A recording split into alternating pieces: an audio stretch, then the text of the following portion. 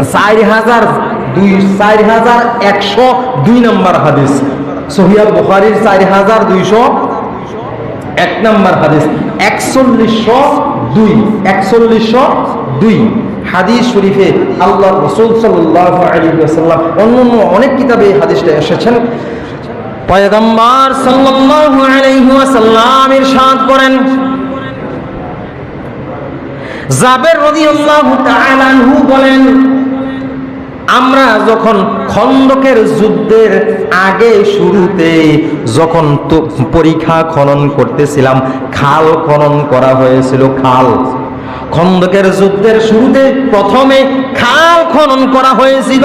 এই খাল খনন করার সময় আল্লাহর পয়গম্বরের সাহাবী জাবের রাদিয়াল্লাহু তাআলা আনহু বলেন, আমরা যখন খাল খনন করতেছিলাম, সাহাবী ছিল 1000। কয়জন? 1000 সাহাবী খাল খনন করতেছিলেন। এমন অবস্থায় খাল খনন করতে করতে অনেকে ক্লান্ত, অনেকে 2 দিন, অনেকে 3 দিন, অনেকে 4 দিন পর্যন্ত, 3 দিন পর্যন্ত অনাহার, খাবারের কোনো ব্যবস্থা নাই। উপবাস থেকে কষ্ট করে পেটের ক্ষুধা সহ্য করে করে তারা জিহাদ করার জন্য খাল খনন করতেছিলেন। পয়গম্বরের হুকুম মানতে যাইয়া 3 দিন পর্যন্ত তারা মাটি কাটার মতো কাজ, খাল খনন করতে মাটি কাটতে হয়, কি বলেন, পাথর সরাইতে হয়, মাটি কাটতে হয়, এমন কষ্টের কাজ করতেছিলেন। পয়গম্বরের কথা মানতে যাইয়া পেটে কোনো খাবার নাই, জোরে কোনো কাজ করতে পারে না, দৌড়াইয়া কোনো কাজে অগ্রসর হতে পারে না, ওজন কোনো কিছু হাত দিয়ে তারা উঠাইতে পারে না। এত কষ্ট করার পরেও পয়গম্বর সাল্লাল্লাহু আলাইহি ওয়াসাল্লামের হুকুম তারা অমান্য করে না। খাল খনন করার সময় এক সময় দেখা গেল একটি পাথর যেই যন্ত্র দিয়ে কাটছে, ওই কাটার যন্ত্র দিয়ে কোদাল বা কোঠাল এই ধরনের কিছু দিয়ে কাটা হচ্ছে, কোদাল দিয়ে কাটা হচ্ছে। এই কাটতে যাইয়া দেখেন একটা পাথর, বড় ধরনের একটা পাথর, যেইটাকে কোদাল দিয়ে কাটা সম্ভব নয়, যেইটাকে এই কাটার যন্ত্র দিয়ে কাটা সম্ভব হচ্ছে না। সাহাবীরা একজনের পর একজন চেষ্টা করছে, একজনের পর একজন চেষ্টা করছে, কেউ পারতেছে না। তারা 3 দিনের অনাহার, কয় দিনের? 3 দিনের অনাহার। কেউ জোর করে ধরে এটাকে আলগি দিয়ে উঠিয়ে অন্য কোথাও রেখে দেবে, এই শক্তিও তাদের শরীরে নাই, তবুও চেষ্টা চালাচ্ছে। এক সময় জাবের রাদিয়াল্লাহু তাআলা আনহু ডাক দিয়ে বলেন, ওগো আল্লাহর পয়গম্বর, ওগো আল্লাহর পয়গম্বর, আমরা অনেকেই চেষ্টা করছি, একটা শক্ত পাথর, এটাকে কাটতেও পারছি না, সরাতেও পারছি না। যদি এইটাকে সরানো না যায় অথবা কাটা না যায়, তাহলে আমাদের কাজে বিঘ্ন ঘটবে, কাজটা সঠিকভাবে হবে না। আপনি এটাকে দেখুন, এই পাথরটাকে কিছু করা সম্ভব হয় কিনা। এই সময় জাবের রাদিয়াল্লাহু তাআলা আনহু ডাক দিয়ে বলেন, আমি যখন পয়গম্বরকে ডাক দিলাম, পয়গম্বর তখন আসতেছিলেন, পয়গম্বরের পেটের মধ্যে একটা পাথর বাঁধা ছিল। সুবহানাল্লাহ।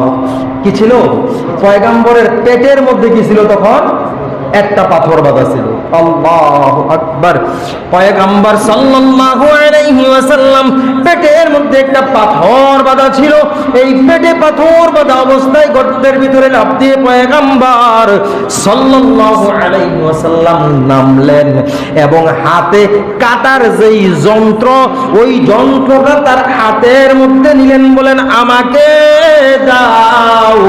এই কথা বলার সঙ্গে সঙ্গে সাহাবীরা রাহমাতুল লিল আলামিনের হাতে ওই কাটার যন্ত্র, কোদাল বা শাবল এই ধরনের কিছু একটা রাহমাতুল লিল আলামিনের হাতে দিয়ে দিলেন। দেওয়ার সঙ্গে সঙ্গে রাহমাতুল লিল আলামিন হাতে ওই যন্ত্রটাকে নিয়ে এই পাথরের উপর এমন একটা আঘাত করলেন। হাদিস শরীফের ইরশাদ করেছেন, এই বড় শক্ত পাথরটা, যেই পাথরটাকে অনেক সাহাবীরা চেষ্টার পর সরানো সম্ভব নয়, সম্ভব হয় নাই, কাটা সম্ভব হয় নাই। রহমাতুল লিল আলামিন পেটে পাথর বাঁধা, এত ক্ষুধার্ত, সেই রহমাতুল লিল আলামিন পাথরটাকে আঘাত করার সঙ্গে সঙ্গে চূর্ণ বিচূর্ণ হয়ে পাথরটা মাটির মতো পাউডার হয়ে গিয়েছে। রহমাতুল লিল আলামিনের হাতে যখন আঘাত করছে তখন এটা কি হয়েছে? পাউডার হয়ে গেছে। রহমাতুল লিল আলামিনের হাতে আঘাত করার সাথে সাথে এটা আর পাথর নাই। এই সময় হাদিস শরীফে উল্লেখ করেছে, জাবির রাদিয়াল্লাহু তাআলা আনহু বলেন, এই সময় রহমাতুল লিল আলামিনের পেটেও একটা পাথর ছিল, পেটেও বাঁধা পাথর। বাঁধা পাথর বাঁধতেন কেন? তিনি খাবার না খাওয়া উপবাস 3 দিন থাকার পরে পেটের ক্ষুধা সহ্য করতে না পেরে পেটে পাথর বেঁধে রেখেছিলেন। তারপরে তারা কাজটা করতেছিলেন কি বলেন তো? খন্দকের যুদ্ধের জন্য কাজ করতেছিলেন, জিহাদের জন্য। জিহাদ কার জন্য? ইসলামের জন্য। জিহাদ কার জন্য?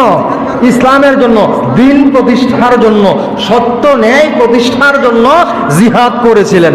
এখন তো আমরা জিহাদ তো দূরের কথা, এক ওয়াক্ত নামাজে যদি বলি খাবারটা একটু দেরি হয়ে গেছে, খাবার আগে খেয়ে লই পরে নামাজ, আবার ফতুয়াবাজি করি, এমন পেটে ক্ষুধা থাকলে নামাজ হইতো না। আসেনি? আমরা ফতুয়াবাজ, জায়গায় জায়গায় মুফতির অভাব নাই।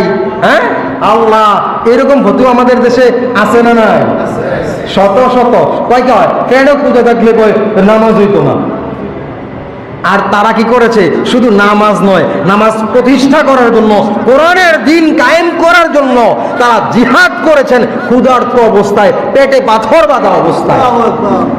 পেটে পাথর বাঁধা অবস্থায় জিহাদ করেছেন। আমরা তো জিহাদ করবো দূরের কথা, নামাজ পড়তেই আসি না। হ্যাঁ, জিহাদ তো দূরে। তো আমরা এগুলা থেকে শিক্ষা নেব, তারা কি করেছেন এগুলা দেখে আমাদের অন্তত এইটুকু পৌঁছানো না সম্ভব হলেও কিছুটা হলেও আমরা চেষ্টা করতে হবে। আমরা কষ্ট যে কিভাবে করেছে তারা, এটা আমাদের জন্য দৃষ্টান্ত।